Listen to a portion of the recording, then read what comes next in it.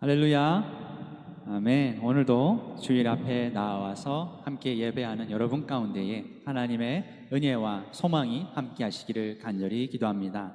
우리 함께 이번에 찬양하면서 주님 앞에 나아갈 때에 주님만이 우리를 위하여 일하십니다 고백할 수 있는 시간 되었으면 좋겠습니다.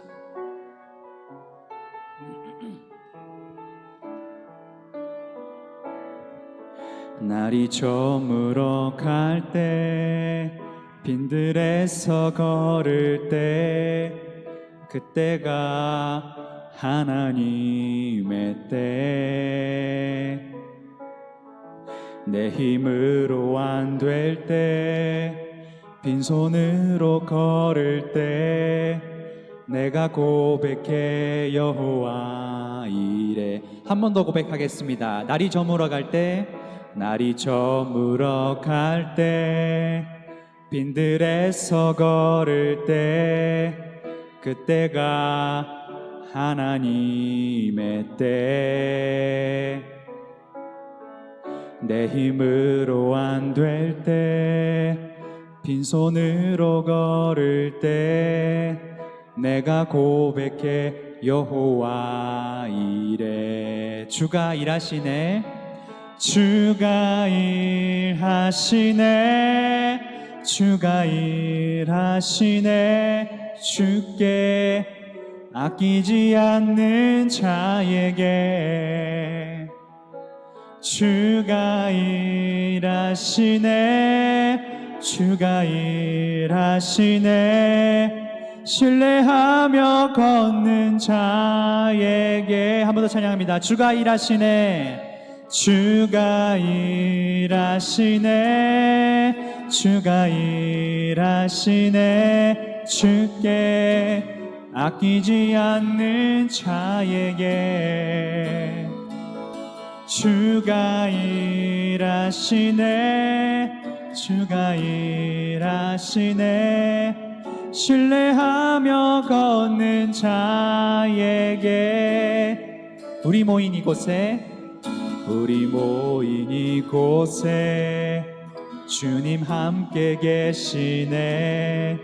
누리네 아버지 은혜. 적은 떡과 물고기 내 모든 걸 드릴 때 모두 고백해 여호와 이래. 한 번 더 고백하겠습니다. 우리 모인 이곳에, 우리 모인 이곳에 주님 함께 계시네. 누리네 아버지 은혜. 적은 떡과 물고기 내 모든 걸 드릴 때 모두 고백해 여호와 이래. 오직 주님만 일하십니다.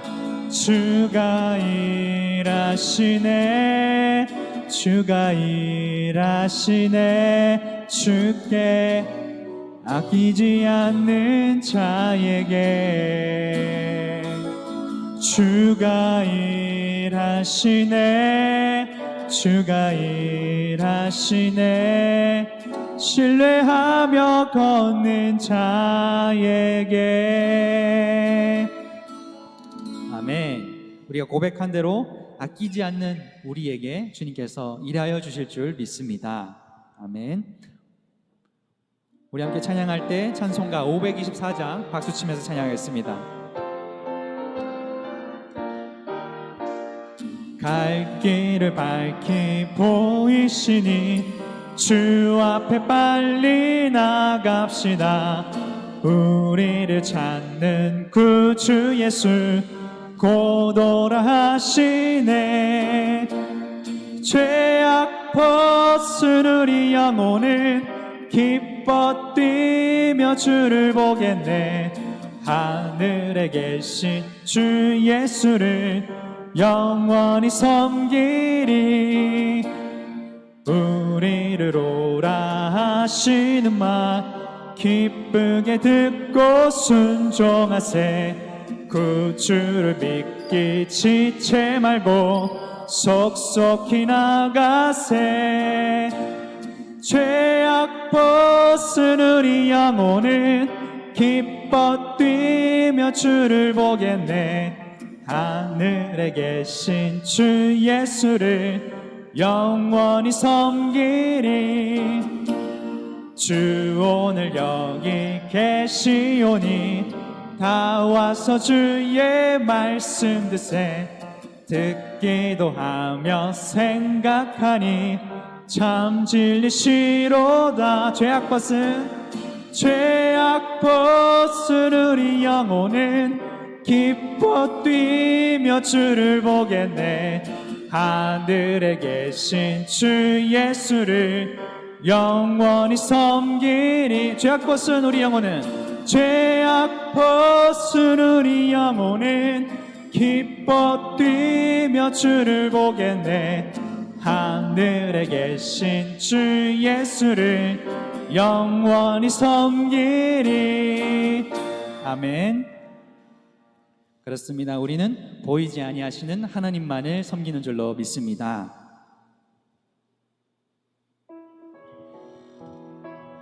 우리 함께 우리의 연약함을 고백하며 오직 주님만의 완전하심을 고백하며 나아가겠습니다.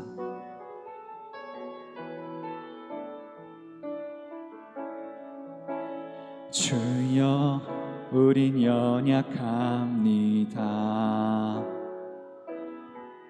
우린 오늘을 힘겨워합니다. 주 뜻 이루며 살기에 부족합니다. 우린 연약합니다. 우린 넘어집니다. 주여, 우린 넘어집니다. 오늘 하루 또 실수합니다. 주의 긍휼을 구하는 죄인입니다. 우리 주만 바라봅니다. 한없는 주님의 은혜 온 세상 위에 넘칩니다. 가릴 수 없는 주 영광 온 땅 위에 충만합니다. 주님만이 길이오니 우린 그 길 따라갑니다.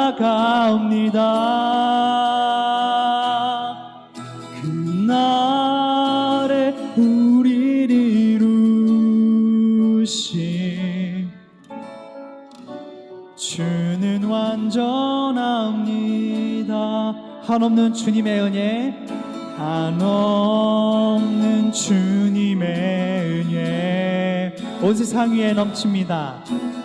온 세상 위에 넘칩니다.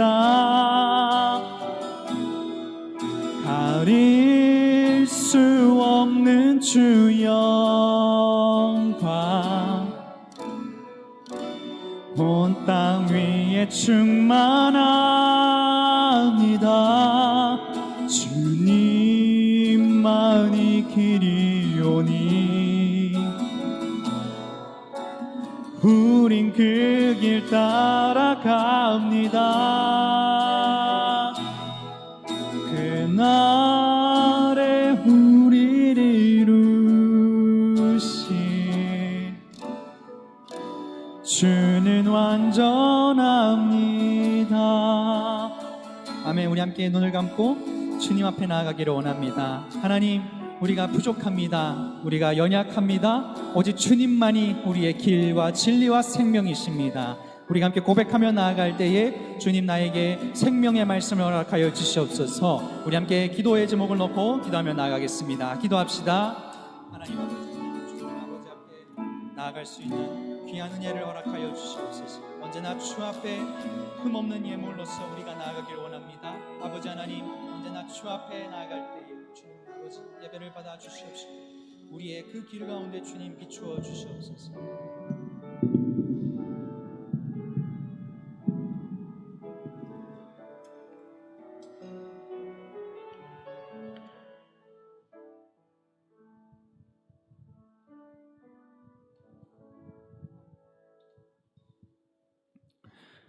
참 좋으신 하나님 아버지, 은혜를 감사드립니다. 우리가 언제나 부족한 마음과 연약한 우리의 심령으로 주 앞에 나아갈 때에 한없는 은혜를 허락하여 주시고 또한 우리에게 말씀으로 다시금 힘을 주시는 주님을 늘 찬양합니다. 홀로 영광받아 주시옵소서. 거룩하신 하나님, 우리가 주 앞에 나아가 이 시간 말씀을 듣고 주 앞에 흠없는 예물로서 나아가고자 합니다. 이 예배를 받아 주시옵고 언제나 우리 가운데에 주님 동행하여 주셔서 우리가 날마다 주 앞에 신령하고 새로운 마음을 갖도록 주님 저희에게 새 힘을 허락하여 주시옵소서. 모든 것에 감사드리며 이 모든 간구 우리 주 예수 그리스도의 이름으로 간절히 기도합니다. 아멘. 오늘 우리에게 주시는 하나님의 말씀은 히브리서 10장 11절에서 22절까지의 말씀입니다. 히브리서 10장 11절에서 22절까지의 말씀입니다. 제가 가진 성경으로 363면에 있습니다. 11절부터 22절까지 저와 여러분이 한 절씩 교독한 후에 마지막 절은 함께 봉독하겠습니다. 제사장마다 매일 서서 섬기며 자주 같은 제사를 드리되 이 제사는 언제나 죄를 없게 하지 못하거니와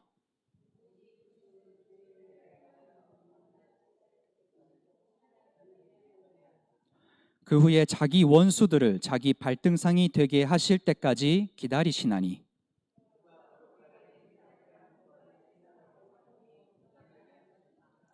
또한 성령이 우리에게 증언하시되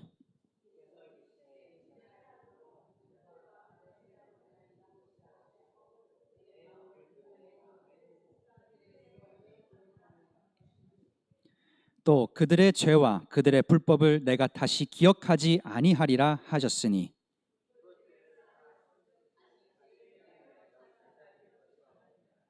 그러므로 형제들아 우리가 예수의 피를 힘입어 성소에 들어갈 담력을 얻었나니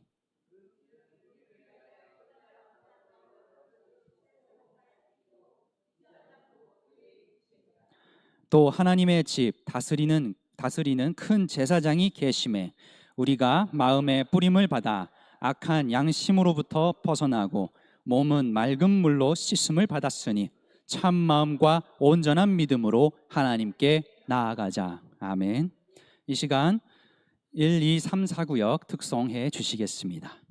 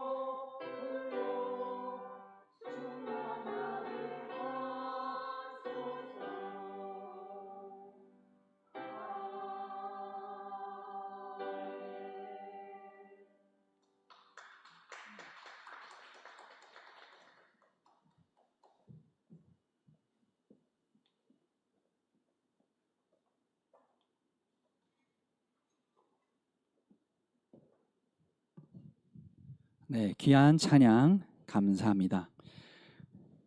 온전케 하신 그리스도라는 제목으로 하나님의 말씀 전파하도록 하겠습니다. 할렐루야, 아멘. 참 무더운 여름에도 불구하고 이렇게 예배의 자리에 나와주신 모든 분들한테 하나님의 은혜가 함께 하시기를 간절히 기도합니다. 우리 민족을 예로부터 백의 민족이라고 불렀습니다. 중국 삼국지 위지 동의전해라고 하는 책에서 부여와 신라 사람들이 흰 옷을 즐겨 입었다라고 하는 기록이 있다고 합니다. 그리고 이제 일제 시대에는 흰 옷은 자주 빨아야 하니까 검은 옷을 입으라라고 칙령을 선포했는데 다들 무시하니까 이제 순사들이 이렇게 먹을 뿌리고 그랬다라고 합니다. 그런데도 조상님들은 흰 옷을 계속 입으면서 나중에 이 흰 옷이 항일 운동의 상징이 되었다, 이런 이야기가 있습니다. 마찬가지로 히브리 민족이라고 할 때 히브리라는 말은요, 강을 건너다 라는 뜻이 있습니다. 이스라엘 백성들도 자신들의 혈통을 자랑할 때에 우리는 히브리, 우리는 강을 건넌 민족이야 라고 자부심을 가졌다라는 것이죠. 왜 그런 얘기를 했을까? 우리가 짐작하건대 아브라함이 유브라데 강을 건넜었고요, 또 이스라엘 백성들이 출애굽을 하면서 홍해를 건넜다라고 하지요. 이렇게 물을 건넜다라고 하는 것이 그들에게 있어서는 아주 중요한 가치였던 것입니다. 특별히 히브리서는 유대인이면서 기독교를 믿는, 예수님을 그리스도로 믿는 사람들을 위하여 쓰여진 말씀입니다. 고대 사회에서 물은 아까 제가 말씀드리다시피 엄청나게 위험한 죽음의 상징이기도 하고요, 또한 번영의 상징이기도 합니다. 수많은 문명들이 강을 중심으로 발전하였습니다. 이집트의 나일강이 범람을 하게 되면 사람들은 휩쓸려 죽기도 하지요. 하지만 그 강 속에 있는 충분한 유기물들이 매번 흙을 덮게 됩니다. 그럼으로써 그 자리에는 항상 무엇을 심어도 잘 자라는 아주 비옥한 땅이 되게 됩니다. 그래서 이집트 사람들은 바로 그 나일강을 숭상하기 시작했고 우상으로 만들어서 섬겼다는 것입니다. 우리도 어쩌면 마찬가지일 수 있습니다. 우리가 하나님을 믿는다라고 말을 하지만 믿는 사람들 또한 얼마나 많고 적게 다양한 우상들을 의존하며 살아가고 있는가, 우리는 생각해 볼 필요가 있는 것입니다. 오늘날 그것은 때로 학력이 될 수도 있고 돈이 될 수도 있습니다. 어쩌면 누군가에게는 그것이 사람들과의 관계일 수도 있는 것입니다. 이렇게 우리가 생각을 하면서 돌아볼 때에 오늘 말씀을 더욱더 깊이 말씀 앞에 더욱 사로잡혀 볼 수 있으면 좋겠습니다. 당시 유대인들은 어떻게 하나님이 육신을 입고 이 땅에 오셨다라고 할 수 있는가라고 생각하였습니다. 그래서 그들은 이 기독교, 다시 말해 예수 그리스도를 구세주로 믿는 이 그리스도인들을 회당에서 쫓아내기 시작했습니다. 그리고 그들은 점차 자신들의 삶과 연관되어 있는 그리스도인들을 전부 로마 정부에 신고를 하기 시작했습니다. 그리스도인들은 아무것도 모르면서 신고를 받은 바로 이 로마 제국의 핍박과 재판을 받으면서 점차 교리라고 하는 것을 만들어가기 시작했습니다. 이들은 유대 사회에서 공개적인 차별을 받기도 하고요, 재산을 압수당하거나 감옥에 갇히기도 하였습니다. 또 기독교 안에서도 이단들이 등장하여서 사람들을 미혹하였습니다. 이렇게 초대교회는 시간이 지나도 나아지지 않는 것 같은 환경과 또 고난 속에서 바로 이 복음에 대한 확신과 고난에 대한 인내가 점차 줄어들고 있었습니다. 이제 유대인이었던, 기독교를 믿지만 유대인들이었던 이들은 더욱 힘들었습니다. 이제 그들은 점차 다시 유대교로 돌아가기도 했습니다. 이들은 수천 년 동안 이어져 왔던 유대교의 제사와 율법이 어쩌면 더 단단한 것은 아닐까, 그렇게 생각을 했고요, 가족과 친척들에게 그러지 말고 다시 유대교로 돌아와라, 우리가 받아줄게, 이렇게 이야기를 듣고 다시 되돌아갔던 것입니다. 히브리서는 바로 이들을 향하여 담대하게 선포를 하고 있습니다. 그것은 바로 불안해하지 말고 믿음으로 분별하며 살아가라 라고 하는 것입니다. 우리 함께 11절 말씀을 한번 보겠습니다. 11절 말씀 함께 읽겠습니다. 제사장마다 매일 서서 섬기며 자주 같은 제사를 드리되 이 제사는 언제나 죄를 없게 하지 못하거니와. 아멘. 히브리서는 11절에서 대속죄일을 예로 들어서 설명하고 있습니다. 유대인의 절기 가운데 대속죄일은 모든 절기 가운데 가장 엄숙한 절기입니다. 이날 드리는 제사인 대속죄제는요, 1년에 단 하루 이스라엘 전체의 죄를 사하기 위하여 대제사장이 지성소로 들어가는 제사입니다. 이때 대제사장은 하루 동안 4번에 걸쳐서 지성소를 출입하며 제사를 드리는데요, 먼저 숫송아지를 잡아 대제사장 자신의 속죄를 위해서 스스로에게 피를 뿌립니다.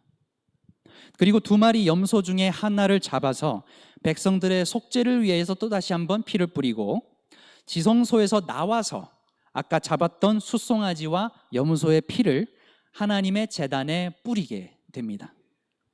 그리고 남은 1마리 염소에게 이 모든 이스라엘 백성의 죄를 안수를 하고요, 광야로 보내버려요. 그렇게 되면 이 어린 양은 어떻게 될까요? 이 염소 1마리는 굶어서 죽든지 어떤 짐승의 공격을 받아서 죽임을 당하겠지요. 그렇게 죄를 대신 씌워서 보내버리는 것입니다. 마지막 순서는 번제를 드림으로써 제사가 끝나게 됩니다. 이 과정에서 대제사장은 옷을 갈아입고 향을 끄기까지 4번이나 지성소를 출입하게 됩니다. 생각해 보십시오. 하루 스케줄이 얼마나 바쁠까요, 이 사람이? 눈 뜨면 송아지 잡고, 아침 먹고, 염소 잡고, 점심 먹고, 백성들이 가져온 희생제물 드리고, 하루 종일 제사 드리느라고 정신이 없습니다. 근데 문제는 무엇이냐? 이것은 율법이 요구하는 것이기 때문에 소와 염소의 피로는 형식적으로만 정결하게 한다라는 것입니다. 2절과 3절, 제가 읽진 않았지만 10장의 2절과 3절을 보시면요, 이렇게 거룩하게 제사를 드리고 하루 종일 정신없이 스케줄이 있어도 여전히 죄를 없애지는 못한다라고 강조하고 있습니다. 도리어 예배를 드리고 난 후에 사람들의 마음속에서는 계속해서 양심의 가책이 떠오르게 됩니다. 율법대로 살려고 할수록 더 많이 알수록 남을 정죄하고요, 미워하고요, 또 죄책감에 두려워지는 상황이 반복되는 것입니다. 또 내가 죄 용서를 받았다라고 하더라도 여전히 내 마음속에는 탐욕이 있어요. 피해를 받은 사람은 고통에서 벗어나기가 어렵습니다. 그렇게 사람들은 마음의 위안을 얻기 위해서 이제 제사를 형식적으로 드리든지 아니면 하나 둘씩 우상이 늘어나게 되는 것입니다.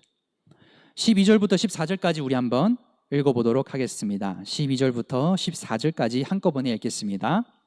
오직 그리스도는 죄를 위하여 한 영원한 제사를 드리시고 하나님 우편에 앉으사 그 후에 자기 원수들을 자기 발등상이 되게 하실 때까지 기다리시나니 그가 거룩하게 된 자들을 단 한 번의 제사로 영원히 온전하게 하셨느니라. 성경은 하나님을 믿는다는 것이 무엇인가?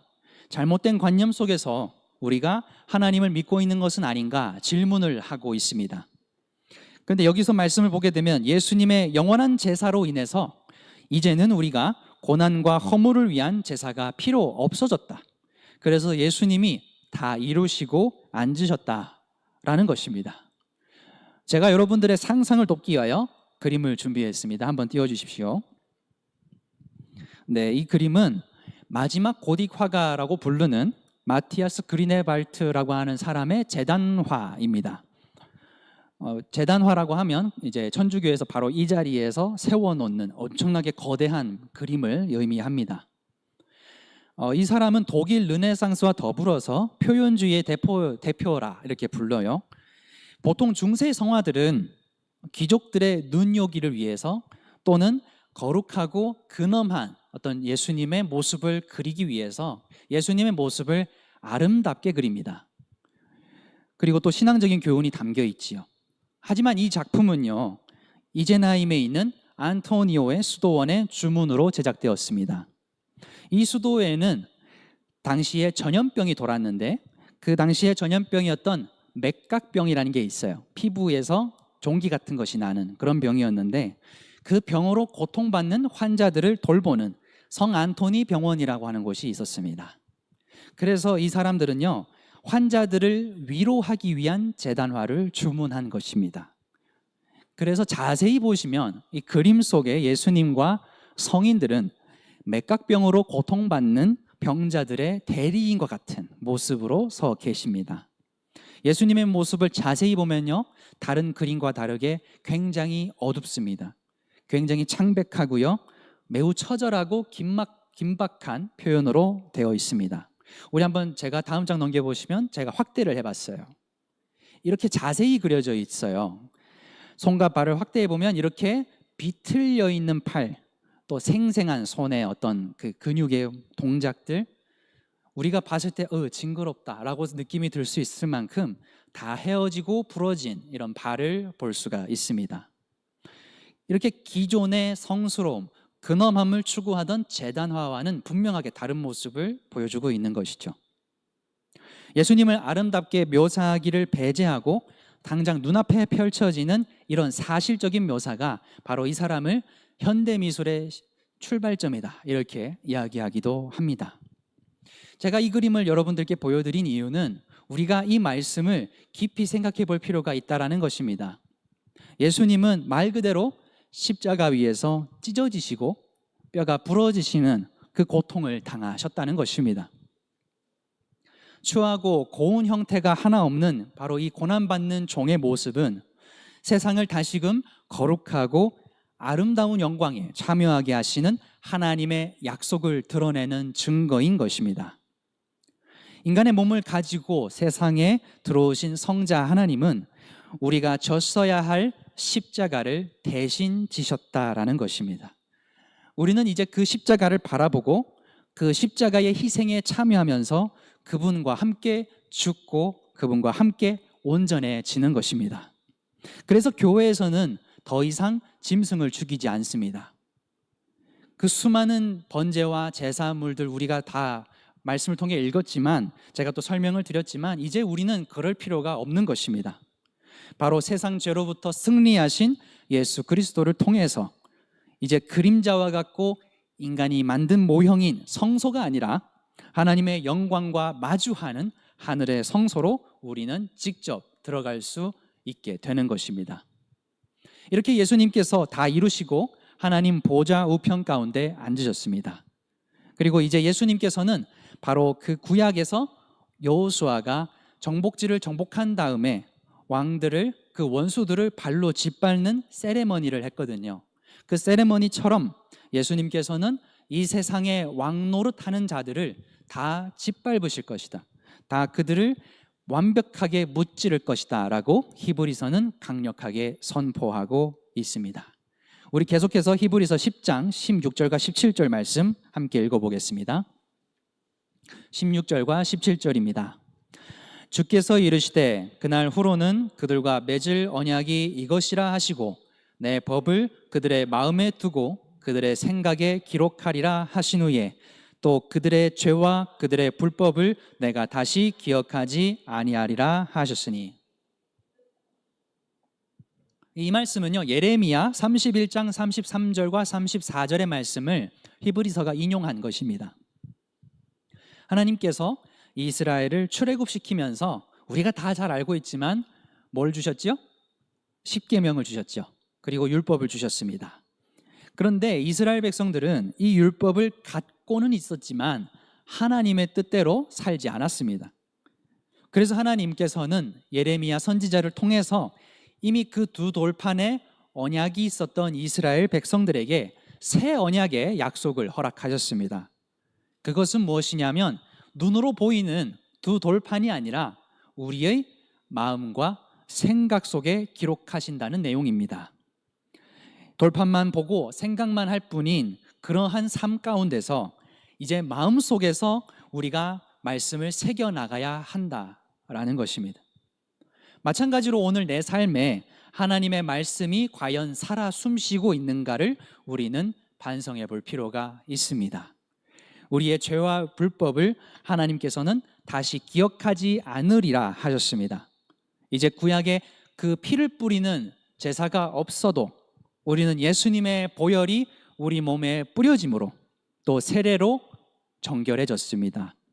더 이상 잘못된 생각으로 세상이 숭배하는 물질과 힘을 따르기보다는 매번 드리는 예배로 인해서 더 괴로워지기보다는 이제는 하나님의 말씀을 우리는 내면에서 적용해 나가야 하는 것입니다.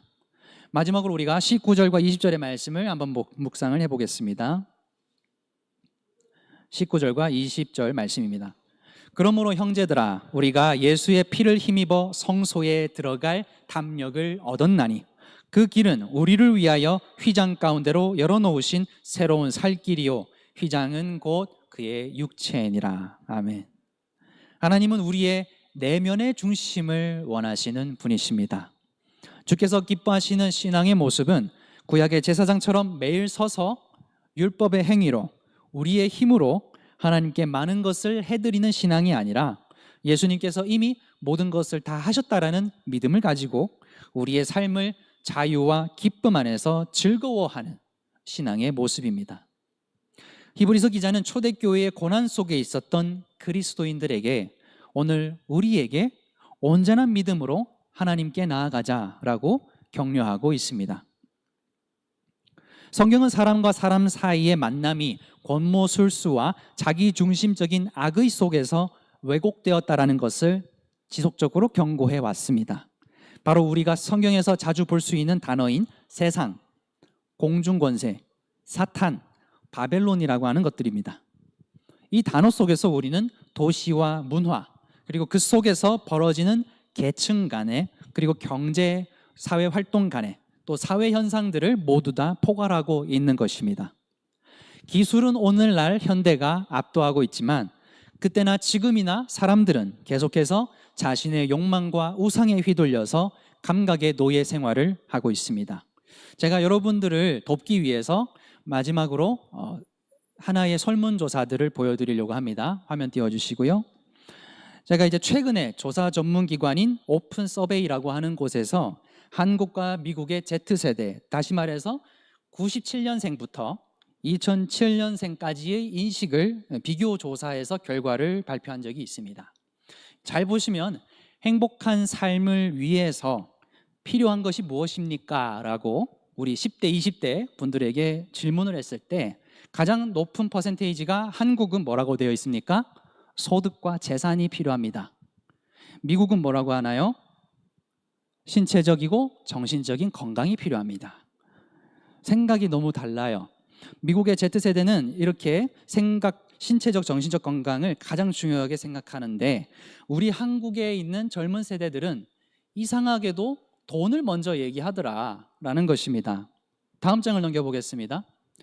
그러면 너네가 갖고 있는 사회 이슈는 무엇이니? 라고 물어봤을 때 한국에 있는 Z세대들은 첫 번째로 환경과 기후변화, 두 번째는 취업난과 일자리 부족, 이게 제일 우선이다 라고 얘기를 했고요. 미국에서 살고 있는 Z세대들은 뭐라고 합니까? 인종차별, 우리는 전혀 와닿지 않죠. 두 번째가 뭡니까? 환경과 기후변화다. 이렇게 압도적인 차이가 있다라는 것입니다. 그러면 한국과 미국의 Z세대는 무엇을 자주 보할까? 자주 바라보는 게 무엇일까? 다음 장 넘겨볼까요? 가장 많이 접하고 있는 것은 무엇이냐 했을 때에 한국은 유튜브, 두 번째가 카카오톡, 세 번째가 인스타그램 이렇게 적혀 있고요. 미국은 유튜브, 인스타그램 똑같습니다. 유튜브, 인스타그램, 틱톡, 구글. 약간 다른 게 틱톡이 하나 들어가 있어요. 제가 이 통계를 왜 보여드리냐면은 현재 오늘날의 가장 젊은 세대는요, 스마트폰에 모든 것을 의존하고 정보를 다 진실인 것처럼 받아들이고 있다라는 것입니다. 미디어를 통해서 연출되고 편집되고 있는 그 감성들은 우리 다 알고 있지만 광고에 맞추어서 제작되고 있습니다. 모든 것이 다 유혹이죠. 그런데 문제는 세상이 이렇게 흘러가다 보니 한국 교회의 청소년들과 청년들도 사실은 이런 불안과 절망 속에서 살아가고 있다라는 것입니다. 제가 이제 첫 번째 그림을 다시 한번 봤을 때 이거 진짜 심각한 문제다. 저는 그런 생각을 했어요. 왜냐하면 이 가장 꿈을 꾸어야 되고 자신의 미래를 꿈꿔야 될 학생들이 가장 행복을 위해서 필요한 게 소득이다라고 얘기를 하고 있잖아요. 그 부분이 좀 많이 저한테는 놀라웠던 것이었습니다. 다음 장 넘겨보시면요. 저번 달 5월 25일에 중앙일보에서 기사가 나왔습니다. 기사를 보시면은 제목이 하루 3시간 SNS를 하는 청소년들이 우울증의 확률이 더 높더라. 이런 통계가 있습니다. 미국의 보건당국이 발표한 자료인데요. 여기 보고서에는 뭐라고 되어 있냐면 정체성과 가치관이 형성되어야 할 시기에 사회적 압력이나 또래들의 의견, 또래와의 비교에 특히 영향을 받기가 쉽다. 어디서? SNS에서.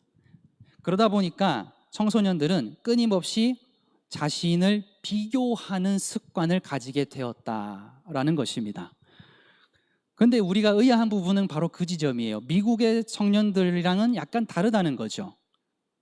미국의 청년들은 자신을 가꾸고 이쁘게 하는 것 그거 중요합니다. 그러나 그 통계에 자세히 보시면 우리 맨 처음 그림으로 한번 돌아가 볼까요?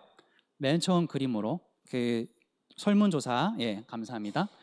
여기서 보시면은 미국 Z세대가 가장 중시하는 것은 신체적, 정신적 건강, 그 다음에 인간관계와 우정, 소득과 재산, 자기개발과 여가활동, 그 다음에 마지막으로 지식, 배움, 교육이라 돼 있어요. 근데 한국은 어떻게 돼 있다고요? 첫 번째가 소득과 재산, 두 번째가 신체적, 정신적 건강, 세 번째가 인간관계와 우정, 네 번째는 직업과 커리어적 만족과 성취. 굉장히 다르다라는 것입니다. 그래서 미국 보건당국에서는 어떻게까지 얘기하냐면요, 이런 강력한 규제가 필요하다 이렇게 얘기를 합니다. 그래서 이제 청소년들이 스마트폰을 3시간 이상 활용하지 못하게 해야 된다, 뭐 이런 법안까지 지금 준비하고 있다라고 합니다. 제가 이 통계를 정리하면서 말씀드리고 싶은 것은요, 오늘 우리를 불안하게 만드는 것이, 특히 우리 젊은 세대들을 불안하게 만드는 것이 과연 무엇이냐라는 것입니다. 우리 10대와 20대 청년들에게 우상은 도대체 무엇일까라는 것입니다. 우리는 고난 속에서 불안전한 것들을 자꾸 손에 쥐고 살려고 합니다. 이것만 있으면 된다라고 하는 마음으로 세상의 것을 놓지 않고 있어요. 문제는 이것을 젊은 세대들이 우리를 통해서 배우고 있다는 것입니다. 안 좋은 방향으로 배워가고 있다는 것입니다. 우리도 자연스럽게 세상이 이야기하는 이야기들, 사회의 트렌드를 쫓아가기에 바쁜 것입니다. 세상이 이렇게 흘러가기 때문에 우리는 절망과 좌절 속에서 오늘의 말씀을 다시 한번 주목할 필요가 있습니다. 하나님께서 계획하고 이루신 그리스도의 영원한 제사와 죄의 용서는 우리를 해방시키시고 맑은 물로 씻겨주셨습니다. 성령에 의해 주어진 참된 마음과 확실한 믿음은 하나님께 당당히 나아갈 수 있는 증거가 됩니다. 우리는 하나님의 영원한 구원을 바라보며 하늘의 시민권을 가지고 이 땅에서 사랑과 격려로 서로를 돌봐야 한다라는 것입니다. 히브리서 11장 1절을 보시면 아주 유명한 말씀이 있습니다. 믿음은 바라는 것들의 실상이요 보이지 않는 것들의 증거니.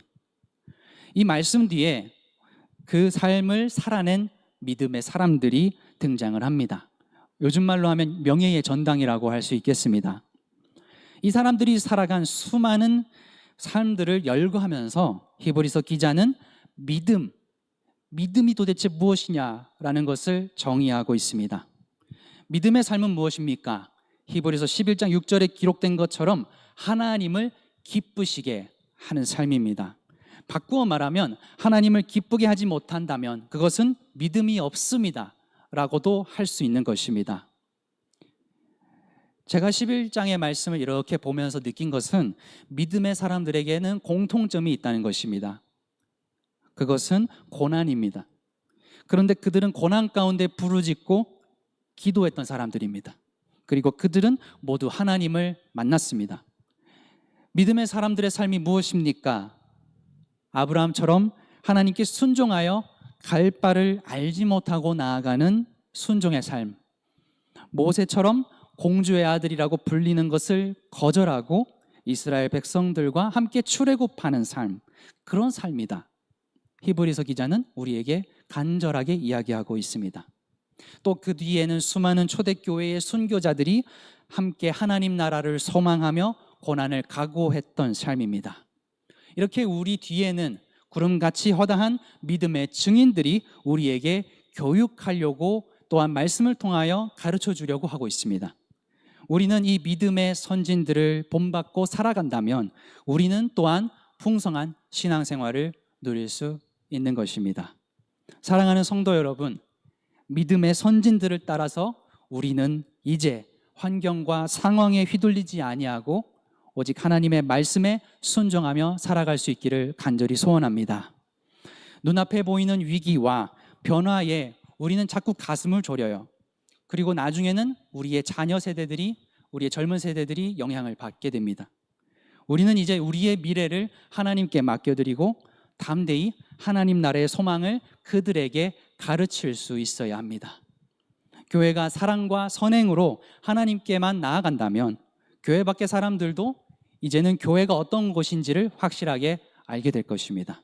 어떤 어려운 상황 속에서도 우리는 모이기를 게을리 해서는 안 될 것입니다.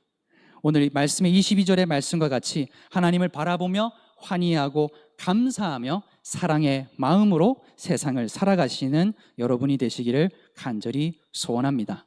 유브라데 강을 건넜던 아브라함처럼, 홍해와 요단강을 건넜던 이스라엘 백성들처럼 나의 내면을 불안하게 하는 것들을 담대히 건너며 우리 함께 나아갑시다. 속사람이 건강한 삶을 살아갑시다. 우리 함께 옆에 사람에게 이렇게 외치겠습니다. 속사람이 건강한 삶을 살아갑시다. 예수님께서 보여주셨던 길을 갑시다. 아멘. 우리 함께 이것이 진리다, 다음 세대에게 가르쳐주고 전수하는 믿음의 확신을 가지고 살아가는 여러분 되시기를 간절히 기도합니다. 함께 기도하겠습니다. 좋으신 하나님 아버지, 세상이 흉흉하며 또 많은 사람들이 자신들의 고난과 슬픔 가운데서 안 좋은 선택을 하고 또 그 가운데서 우리가 믿음의 흔들림을 겪습니다. 우리가 그러나 이 시간 오직 주님 앞에 섰을 때에 주님께서 어떻게 고난을 견뎌내시고 우리를 위하여 십자가를 지셨는지 바라보게 하셨습니다.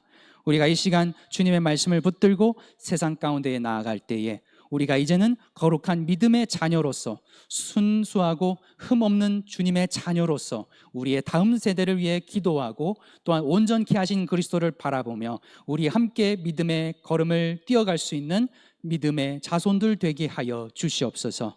우리가 이 혼탁한 세상 가운데에 우상을 섬기지 아니하며 오직 주님 앞에 흠없는 하나의 제사물로 주 앞에 나아갈 수 있도록 저희에게 믿음을 허락하여 주시옵소서.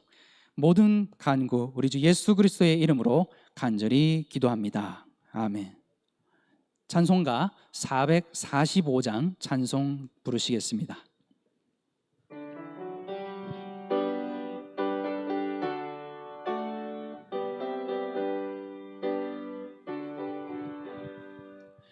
태산을 넘어 형곡에 가도 빛 가운데로 걸어가면 주께서 항상 지키시기로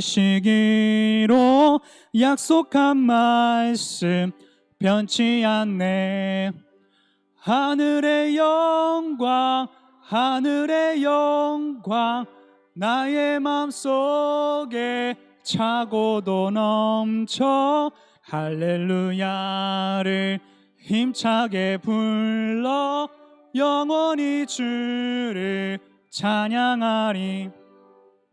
캄캄한 밤에 다닐지라도 주께서 나의 길 되시고 나에게 밝은 빛이 되시니 길 잃어버릴 염려 없네. 하늘의 영광 하늘의 영광 나의 맘속에 차고도 넘쳐 할렐루야를 힘차게 불러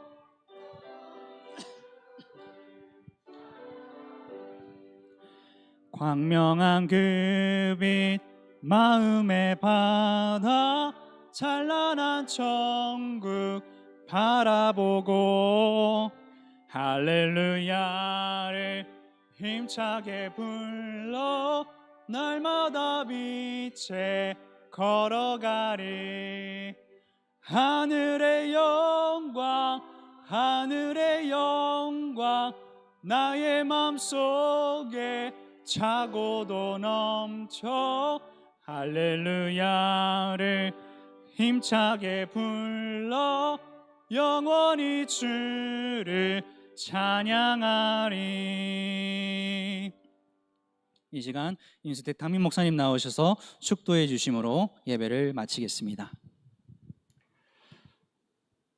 이제는 우리 주 예수 그리스도의 은혜와 아버지 하나님의 극진하신 사랑하심과 성령님의 세상 끝날까지 우리와 함께 하시며 인도하시는 놀라운 교통의 역사가 흔들리는 세상 가운데 우리의 자녀들에게 오직 주님만을 바라보며 사는 삶을 살도록 인도하기 위하여 먼저 믿음의 본을 통하여 우리의 자녀들을 양육하게 노라고 결단하며 세상 가운데 나아가는 사랑하는 주의 백성들과 그의 가정과 산업의 터전 위에 이제로부터 영원토록 함께하여 주시기를 우리 주 예수님의 이름으로 간절히 축원하옵나이다.